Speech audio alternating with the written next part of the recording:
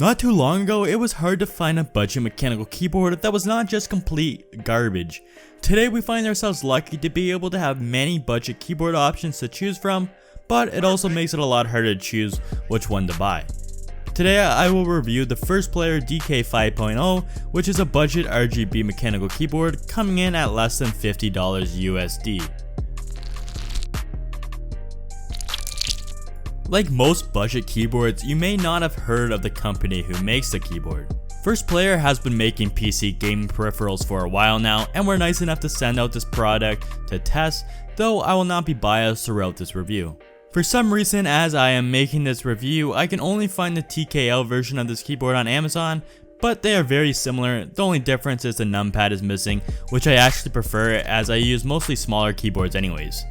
This keyboard has a sturdy plastic case with a nice textured top to it, so it will not attract fingerprints, which is something I look for in a keyboard, as I do not like a keyboard that looks dirty all of the time. It also has rubber pads on the bottom of the keyboard and rubber feet to raise it if you wish. Although I don't usually use this feature, it is nice that they included it. The rubber pads, when combined with the nice heavy weight of this keyboard, mean that it won't slide around when you're gaming or typing on this board. It includes ABS keycaps that feel nice, but it does have a gamer font which I don't prefer. I rather have a more professional font like I have on most of my other keyboards. But they are easily replaceable, as it also includes cherry imitation switches, which most keycap sets will work with. I got mine with blue switches, which feel very similar to the cherry MX blues I have on my Ducky 1.2 Mini. Here's a quick sound test for them.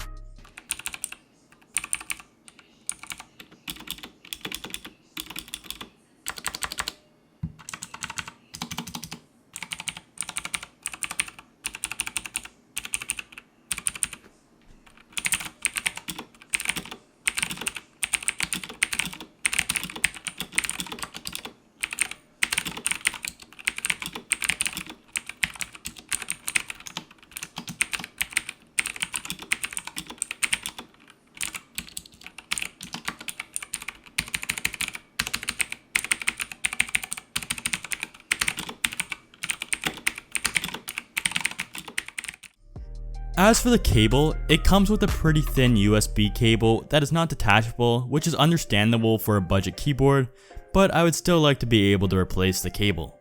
It also includes some branding on the front of the board, which I could do without, but it isn't too annoying. Something that I am not used to seeing on budget keyboards is the lights to notify you when the caps lock, scroll lock, or num lock are on, so you don't have to guess like on some other higher end keyboards. Now for something that is very impressive to have on such a budget-friendly keyboard is the inclusion of RGB lights with 13 lighting modes, which can be controlled either through the inclusion of the software, which some more expensive keyboards don't even have, or through the board itself via function shortcuts.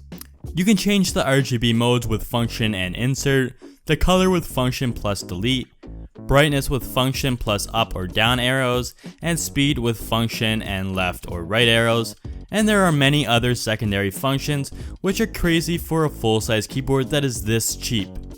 For the software, you can control the lighting as well as set macros, which is a nice feature as well. So I'll just go through all of the lighting modes here.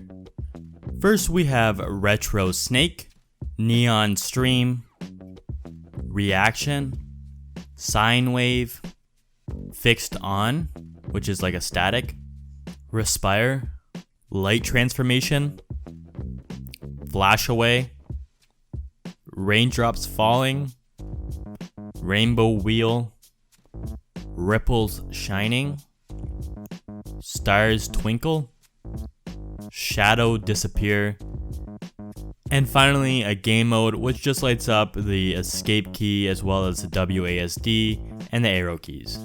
Now the software isn't the best software I've ever seen, but it's also not the worst. It's pretty average, as some of the other keyboards I use like the Ampro 2 are pretty similar. Honestly, it is just impressive that they included a software on such a cheap keyboard. So should you buy this keyboard?